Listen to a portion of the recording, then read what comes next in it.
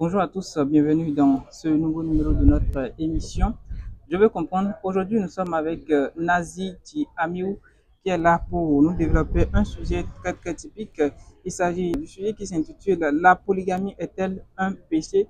Ici, quand nous parlons de la polygamie, nous allons dans le sens plus précis de la polygynie, relation entre un homme et plusieurs femmes, deux ou plusieurs femmes. Donc, Amiou Nazi est avec nous aujourd'hui pour nous aider à comprendre si c'est un péché, si c'est un crime, de gérer cette relation dans nos quotidiens. Et ceci après cette virgule. À nouveau, bonjour et bienvenue dans ce nouveau numéro de notre émission. Nous sommes avec Tiamiou Nazi qui va nous développer ce sujet. La polygamie est-elle un péché? Et sans tarder, bonjour Nazi. Bonjour Monsieur Ismaïlo. Comment vous allez? Oui, je me porte à merveille et vous? Ça va également. Merci de présenter davantage pour nos chers internautes. Okay. Alors, bonjour, comment allez-vous, cher public? Bienvenue sur la chaîne CTV. Moi, je me prénomme Nazir et voilà, mon nom c'est Tiamiou et je suis étudiant et entrepreneur. Voilà, merci. Ok, et qu'est-ce que la polygamie exactement? Bon, d'une manière générale, alors, la polygamie se définit comme étant une relation conjugale, voilà, qui se tient entre un homme ou une femme et plusieurs conjoints, deux ou plusieurs, voilà. Parce qu'aujourd'hui, nous allons développer le cas de la polygynie, qui est une relation entre un homme et plusieurs femmes. Plusieurs femmes. Et selon vous, est-ce que vous cautionnez cette relation? Est-ce que pour vous, vous acceptez de partager votre intimité, en tout cas votre relation conjugale avec deux ou plusieurs femmes? Plusieurs femmes. Alors, moi, s'agissant de moi, bien sûr, j'ai toujours été contre ce genre de relation. Tout ce qui est polygamie, pour moi, ça ne marche pas en fait. Pour moi, c'est pas une bonne chose. Nous savons très bien que d'un côté, cela n'est pas un péché, bien sûr. Mais selon moi, selon mon point de vue à moi, après mes analyses, je trouve que cela n'est pas une très bonne chose en fait. Vous dites que cela n'est pas un péché, mais vous dites encore que vous n'êtes pas oui, d'accord. Mais moi, je ne suis pas d'accord. Quelle est la raison qui vous pousse à aller contre? Voilà. En fait, c'est la question que moi j'attendais principalement. Alors, lorsque je dis que cela n'est pas un péché, ce que revient à dire, parce que ce qui est péché, c'est ce qui a été interdit en fait.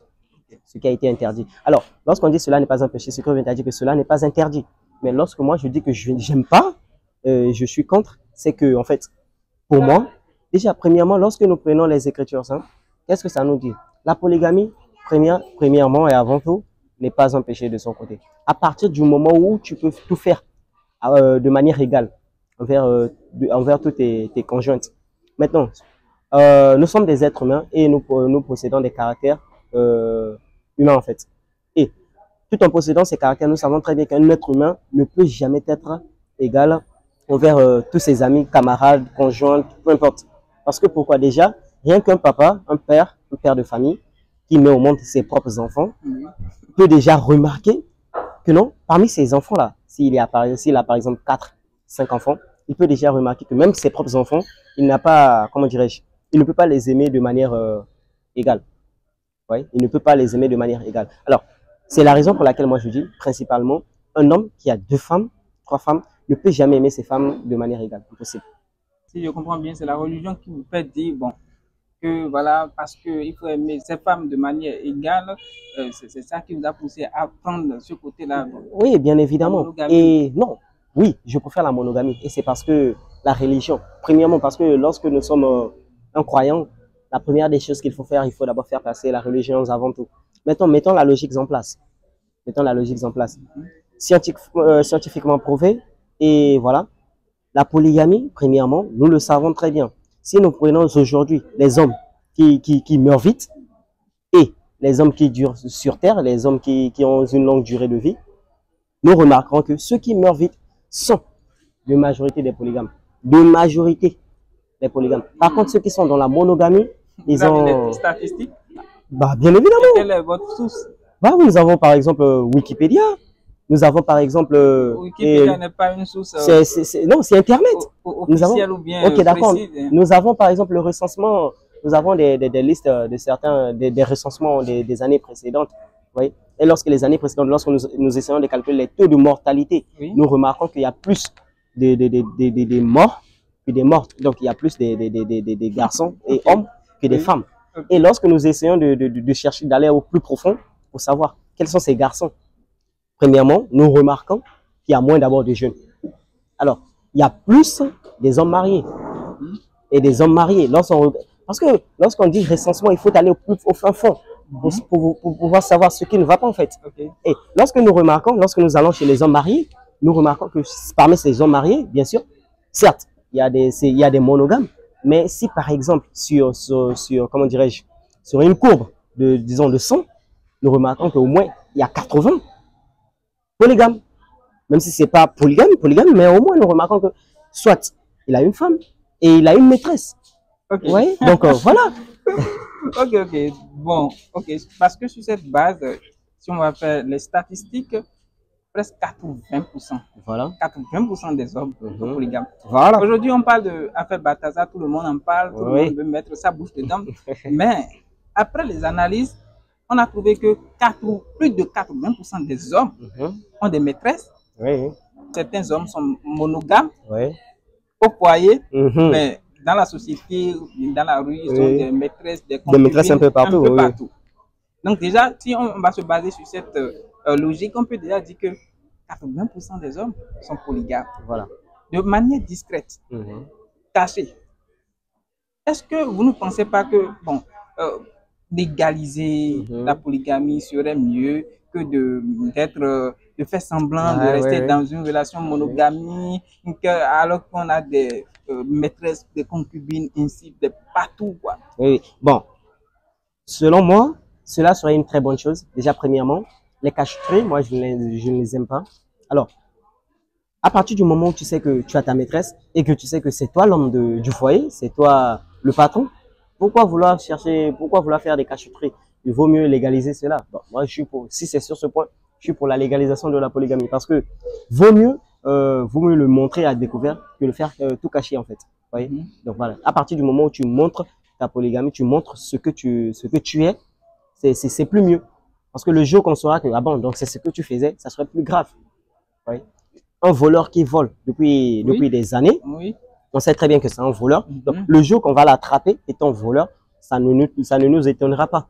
Bah, maintenant, une personne que nous savons très bien que voilà, ce gars, c'est un mec sympa, un mec sérieux, un mec sage, et puis on le retrouve, bah voilà, on le retrouve par exemple sur un acte de vol, on serait étonné. Regardez par exemple l'affaire Balthazar que vous venez de tirer tout à l'heure. Alors, nous savons très bien que Balthazar, à la sauce, c'est un mec travailleur, un mec sympa, un père de famille.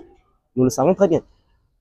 C'est-à-dire, c'est pas une personne qui était mêlée aux affaires de viol ou bien de louche, des affaires en fait, des affaires qui a affaire avec des rapports sexuels.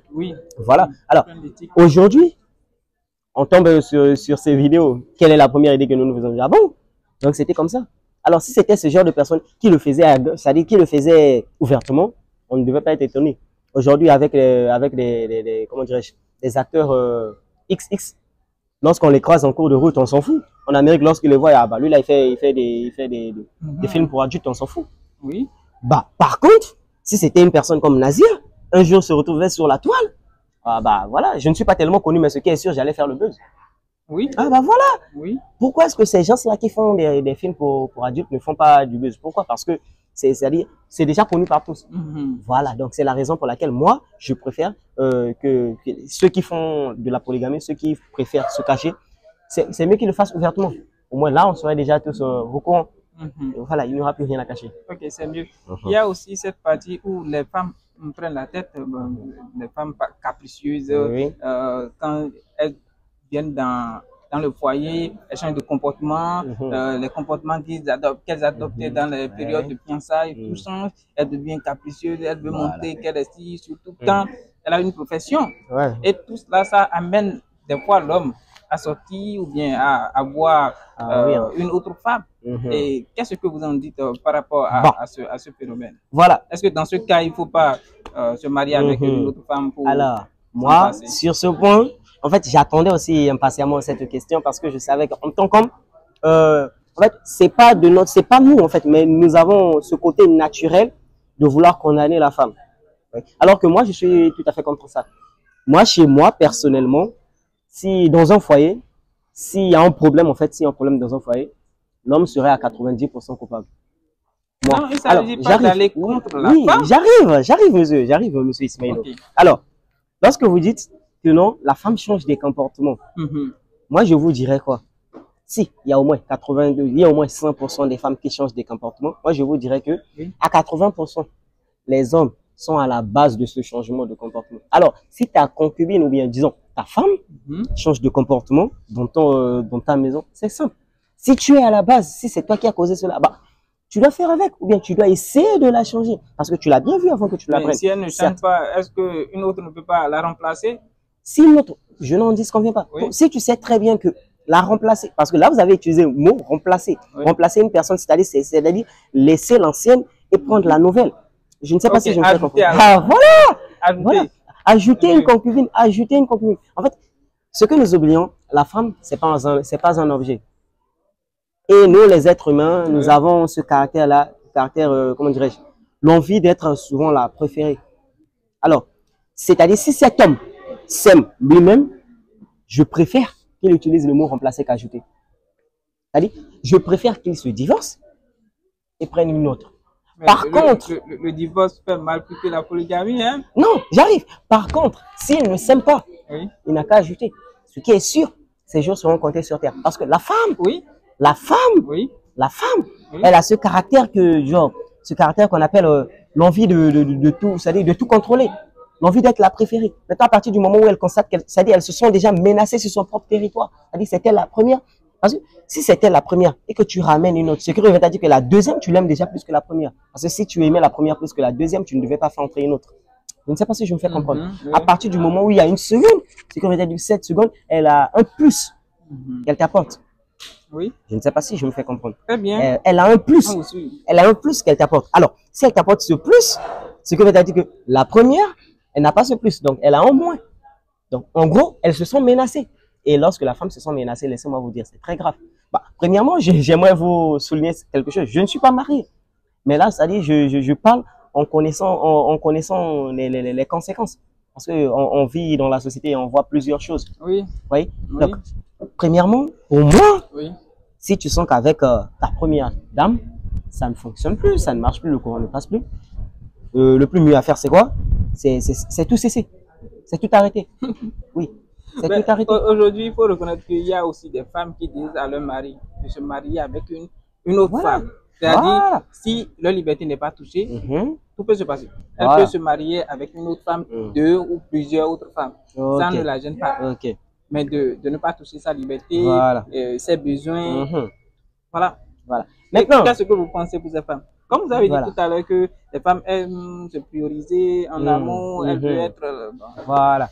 Alors, chouchoutées. sur ce point, je vais me pencher des côtés des hommes. La femme peut très bien accepter que son homme prenne une deuxième femme, Oui, parfois une troisième, quatrième, cinquième, sixième, septième, huitième, neuvième, dixième. oui. Voilà. Alors, qu'est-ce qui s'impose là? Premièrement, c'est pourquoi je dis, à partir du moment où sa liberté, elle n'est pas touchée, à partir du moment où ses besoins, elle, sont faits normalement. Laissez-moi vous dire une chose. À partir du moment où vous avez 2, 3, 4 femmes, ses besoins seront toujours touchés. Qu'il pleuve, qu'il neige. Ses besoins seront toujours touchés. Parce que pourquoi? Lorsqu'elle sent qu'une deuxième femme rentre, c'est la femme.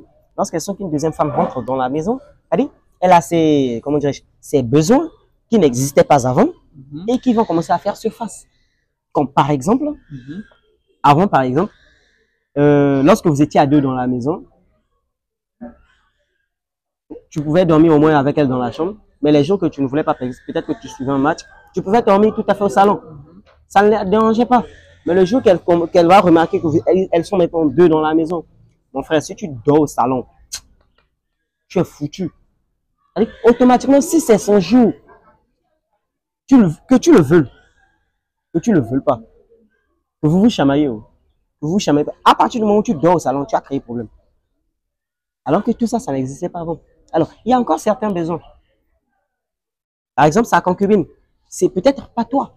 Sa concubine a peut-être une boutique là où elles vont des friperies et autres. Peut-être que c'est pas toi qui es à la cause de ce business. Mais à partir du moment où elle saura que sa concubine a un business comme ça, en fait, elle n'avait pas ce besoin. Mais à partir du moment où il y a maintenant une concubine, elle aura automatiquement un besoin aussi. soit tu dois la créer en business aussi. Oui, En fait, oui, il y a maintenant de la jalousie. Alors que lorsqu'il y a de la jalousie, il y a aussi des besoins qui en découlent. Vous voyez? Donc, peu importe qu'il pleuve, qu'il neige, à partir du moment où il y a 2, 3, 4 conjointes dans une maison, ou bien voilà, dans un foyer, comment dirais-je, les besoins vont toujours augmenter et vont changer. Voilà. Ok, ok. Déjà, nous savons tous que l'homme est en perpétuelle transformation. Voilà. Il change au fur et à C'est ça mesure. aussi, c'est ça. Donc, nous ne sommes pas contre. Donc, monsieur Nazi, c'est la monogamie. C'est la monogamie. C'est la Qui monogamie, privilège, c'est bien ça? évidemment. Ok, je vais vous donner un exemple. Par exemple, un homme qui s'est marié avec une femme et ils ont fait le mariage civil et tout ce qui va avec. Le mariage traditionnel, ils ont fait la dot, tout. Maintenant, dans le foyer, ça fait 2 ans, 5 ans, 10 ans. Ah, mais la femme ne conçoit pas. L'homme et ses parents même commencent par le déranger, mais où sont mes petits-fils? Et Oui. toutes ces questions-là viennent de temps en temps. Oui. Elle se demande comment faire dans cette condition en tant que un aspirant de la monogamie. Qu'est-ce que vous pouvez penser faire dans cette condition? Alors, laissez-moi vous dire une chose. Nous sommes dans une relation, moi et ma conjointe, par exemple, nous sommes dans une relation, disons, de 3, 4, 5, 6 ans. Et puis, arrivé là, l'on ne conçoit pas. Laissez-moi vous dire une chose. L'être humain n'est pas la base de tout enfantement. Non. Dieu donne à qui il veut. Donc, si nous ne concevons pas, c'est pas de notre faute. Certes, le problème peut venir de l'un de nous, mais sachant aussi que c'est peut-être pas de notre faute. Oui. Nous connaissons aujourd'hui plusieurs personnes qui laissent leur femme afin de prendre une deuxième femme pour dire que non, je vais avoir un héritier ou autre. Bah, même lorsqu'il s'en va aussi, il ne trouve rien. Et voilà, vous m'avez posé cette question. Alors, penchons-nous du côté de l'homme. Disons que c'est cet homme-là qui a un problème. Donc, vous allez conseiller votre femme à prendre un deuxième mari, c'est ça? Voilà! C'est une grande question. Voilà! Pourquoi est-ce que en fait, il y a déjà ce qu'on appelle l'égalité entre l'homme et la femme. Pourquoi est-ce que ce que l'homme peut faire, la femme ne peut pas faire la même chose? Cette question, mais je me suis inspiré d'une histoire qui se retrouve dans la Bible. Voilà. Je sais que vous êtes musulman. Bien évidemment. Ok. Et ça se retrouve aussi dans le Coran. Il s'agit Voilà. d'une histoire de Abraham, c'est Ouais. Ibrahim, où Sarah avait demandé à son mari de marier. De prendre sa servante. Voilà. Oui, j'ai la connaissance parfaite de la Bible, moi. Et dans cette période, il avait fait exactement comme sa femme lui avait dit. Oui, bien évidemment. Parce que la femme était dans une position d'insuffisance de concevoir. Elle ne pouvait pas concevoir, elle avait ce problème. Donc tout ça là a amené son mari à faire quoi? À marier une autre femme. Voilà, sa servante comme épouse. Dans cette, voilà. Supposons que c'est la femme qui a le problème, quoi. Voilà. Alors, comme je le disais tantôt, oui. Là, la femme a pris, c'est la femme qui a demandé à son homme de prendre une coépouse. Oui. Alors, laissez-moi vous dire une chose. Oui. Est-ce que vous savez très bien, on parle toujours sur cette même histoire d'Abraham. Lorsque sa femme lui demanda de prendre sa servante comme deuxième épouse, il a fait ce que sa femme a demandé. C'est-à-dire c'est la femme qui a demandé à ce qu'Abraham prenne une deuxième épouse. Oui, alors, mais n'oubliez pas qu'il y a des hommes qui n'attendent même pas l'autorisation de leur femme avant de trancher cette question. Ok, alors allons-y un peu plus en avant. Lorsque Agathe, c'est Agathe, n'est-ce pas? Agathe. Lorsqu'elle est venue à mettre au monde son petit, et suivant, il y avait aussi sa maîtresse, Sarah. C'est ça, non, la femme, elle s'appelait comment?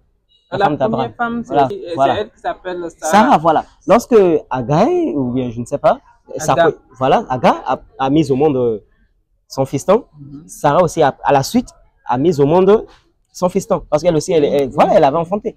Et après, qu'est-ce que nous avons constaté? Ce que je disais tantôt. Il y a maintenant eu des besoins qui n'existaient pas avant. Il y a maintenant eu de la jalousie. Alors qu'à bien avant, il n'y avait pas de jalousie. Voilà. Alors, là, automatiquement, qu'est-ce qui prouve que si Abraham n'avait pas fait, avait refusé de faire ce que Sarah avait demandé, qu'est-ce qui prouve qu'ils n'allaient pas avoir un enfant? Parce que bien après, ils ont eu un enfant. Donc, ce qui revient à dire, c'est Dieu qui donne. Oui, c'est Dieu qui donne. Malgré, Abraham a eu son premier fils à quel âge? Il était carrément vieux. Oui. Malgré ça. Sarah, avec quel âge? Elle était carrément vieille. Oui. Malgré ça. Ils ont fini par avoir un fiston. Donc, ce qui revient à dire que même si il ne prenait pas sa servante comme coépouse, ce qui est sûr, cela n'allait pas changer ce qui allait se faire. Donc, Ok. peu importe, ils allaient avoir leur fiston. Ok. C'est juste que Sarah a été poussée par un certain désir. Je ne sais pas si je me fais comprendre. Elle a été poussée par un certain Oui, désir. Sinon, oui, c'est Dieu qui donne. oui. Voilà. Qu'il pleuve, qu'il neige, si vous êtes appelé à avoir des enfants, vous en aurez. Même si, c'est-à-dire, même si vous vous séparez, et puis part chercher, je ne sais pas, une coépouse, et toi tu vas chercher ailleurs. C'est-à-dire, si vous n'êtes pas appelé à enfanter ou bien à avoir des descendants, Oui. vous n'en aurez pas. Impossible. Donc là, à faire, je ne sais pas, de descendants, ou bien d'héritiers, enfants et autres, cela ne doit pas pousser à la polygamie. Non. Moi, personnellement, si j'ai un problème, je ne le demande pas. Moi, si j'ai ma femme, moi, et nous nous sommes mariés, et voilà, ça arrive que Dieu voilà, Dieu n'écoute pas nos prières à temps, voilà, afin d'avoir voilà, des enfants. Moi, personnellement, je préfère encore prendre, par exemple, un neveu, une nièce, bas âge, parce qu'il y a de mes sœurs qui peuvent enfanter. Et prendre, parce qu'on dit souvent, l'enfant appelle l'enfant, tout comme l'argent appelle l'argent. À partir du moment où il y a un enfant dans un foyer, cela peut aussi, je ne sais pas si, en fait, ça c'est un peu spirituel. Voilà. Cela peut aussi faire à ce qui, voilà, merci, vous avez bien compris. Donc, c'est un peu ça.